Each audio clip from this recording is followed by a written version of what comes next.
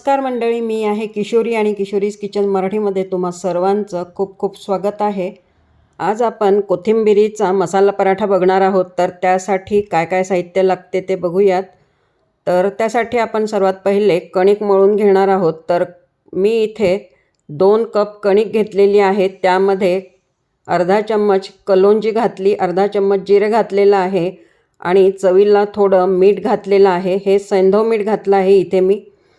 तर ते छान मिक्स करून घ्यायचं आणि पाण्याने घट्टसर असा हा गोळा तयार करून घ्यायचा आहे कणकेचा. घट्टसर अशी ही कणिक भिजवून घ्यायची आहे, छान मळून घ्यायची आहे आणि 10 ते 15 मिनटं झाकून बाजूला ठेवून द्यायचं आहे कणिक मुरण्यासाठी. आता हिवाळा सुरू आहे आणि हिवाळ्यामध्ये हिरव्या भाज्या भरपूर प्रमाणामध्ये येतात. तर त्यामध्ये कोथिंबीरसुद्धा भरपूर प्रमाणात अशी आलेली आहे. एकदम फ्रेश आणि ताजी अशी कोथिंबीर असते. म्हणून आज मी ठरवलं की आज हिरव्यागार कोथिंबीरीचा मसाला पराठा तयार करूयात आणि कसा मी तयार करते तर ते तुमच्यासोबत शेअर करते. तर मसाला करण्यासाठी मी इथे एका वाटीमध्ये 2 चम्मच तिखट घेतलेला आहे, अर्धा चम्मच हळद घातली, अर्धा चम्मच धणेजिरे पावडर घातलेला आहे, चवीला मीठ घातलं आहे अर्धा चम्मच आणि हा एक मसाला होता माझ्याकडे. तर त्या मसाल्यामध्ये मी लाल मिरच्या, जिरं आणि धणे भाजून घेतले होते आणि ते जाडसर असे बारीक करून घेतले होते. 1 चम्मच त्या मसाल्यामध्ये मी तेल घालून घेतलं आणि छान असं मिक्स करून घेतलेलं आहे. आणि ही कोथिंबीर आहे स्वच्छ धुवून घेतली आणि थोडी सुकवून बारीक चिरून घेतलेली आहे.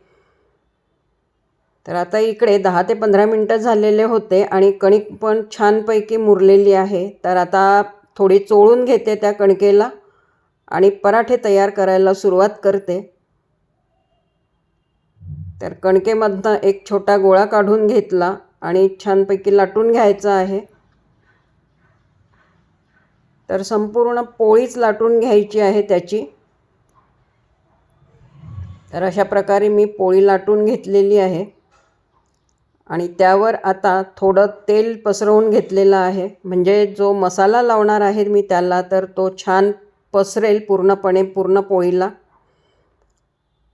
तर त्यात मी अर्धा चम्मच मसाला घालून घेतला आणि पूर्ण पोळीला पसरवून घेतलेला आहे. आणि आता त्यावर ही बारीक चिरून घेतलेली कोथिंबीर अशा प्रकारे पसरवून घ्यायची आहे.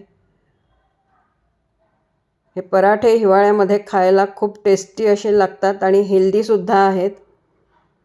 तर तुम्ही सकाळी नाश्त्यामध्ये करून खाऊ शकता किंवा जेवणातसुद्धा करून खाऊ शकता. आणि कोथिंबीर अशा प्रकारे मी पोळीवर पसरवल्यानंतर त्याचा असा रोल करून घेतला आहे आणि छान पॅक करून घेतला आहे. आणि हा रोल तयार झाल्यानंतर अशा प्रकारे त्याचा गोळा करून घ्यायचा आहे व्हिडिओमध्ये दाखवल्याप्रमाणे. तर छान गोळा तयार करून घेतला आणि थोडी त्याला कोरडी कणिक लावून पुन्हा त्याचा पूर्णपणे पराठा लाटून घ्यायचा आहे. तर असा छानपैकी पराठा लाटायचा आहे. मस्त असा हा तयार होतो कोथिंबीर मसाला पराठा.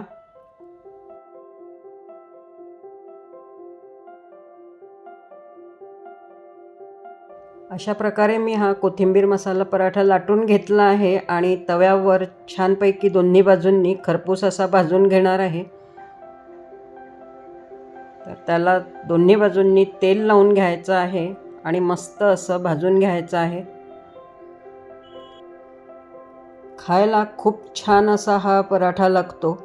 तुम्ही मुलांना शाळेमध्ये सुद्धा देऊ शकता टिफिनला. एकदम लवकरात लवकर तयार होतो आणि फारसा वेळसुद्धा लागत नाही. नेहमी आपण मेथी किंवा पालक किंवा बटाट्याचे पराठे करतो, तर थोडा आगळ्या पद्धतीचा हा कोथिंबिरीचा पराठासुद्धा तुम्ही मुलांना टिफिनला द्या, म्हणजे त्यांनासुद्धा थोडंसं नवीन असं मिळेल खायला आणि चवसुद्धा त्यांना आवडेल. तर असं मस्त खरपूस असा दोन्ही बाजूंनी भाजून घेतला आहे मी. पराठा तयार झाला आहे. आणखीन मी 1-2 करून दाखवते तुम्हाला त्याच पद्धतीने.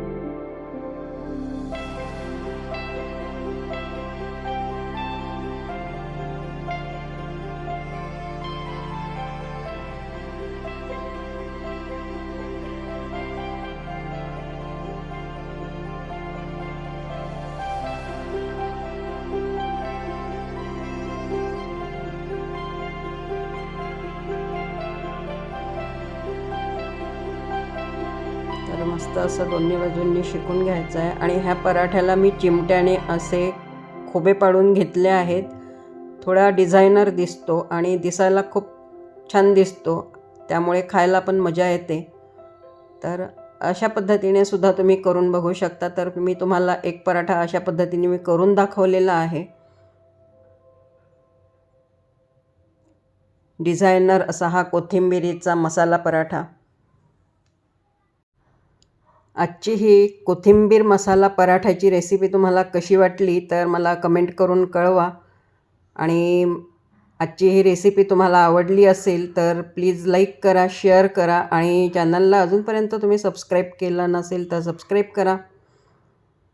हिवाळा आहे तर हिवाळ्यामध्ये अशा प्रकारे कोथिंबिरीचे पराठे नक्कीच करा. पुन्हा भेटूयात अशा छानशा रेसिपीसोबत. तोपर्यंत बाय.